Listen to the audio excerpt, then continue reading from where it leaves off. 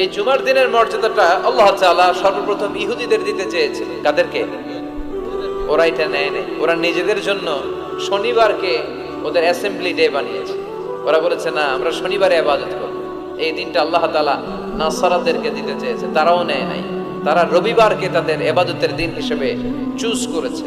অবশেষে আল্লাহ তাআলা আমাদেরকে এই দিনটা দিতে চাইলেন, আমরা কোনো কথা ছাড়াই গ্রহণ করলাম আর ধন্য হয়ে গেলাম। জুমার দিনটা আমাদের দিন, গাদান মানে তারপরের দিন শনিবার হচ্ছে ইহুদিদের জন্য, আর রবিবার হচ্ছে খ্রিস্টানদের জন্য। আর আমাদেরকে জুমার দিন দিয়ে খুশি হয়ে গেলেন কে? আবার বিশ্বনবী বললেন, জুমার দিনটা এমন দিন, এই দিনে আল্লাহর পক্ষ থেকে বিশেষ ফেরেশতারা মসজিদের সবগুলো দরজার মধ্যে দাঁড়িয়ে যায় এবং জুমার নামাজের আগ দিয়ে খতিব সাহেব আসার আগ পর্যন্ত লিখতে বসে যায়।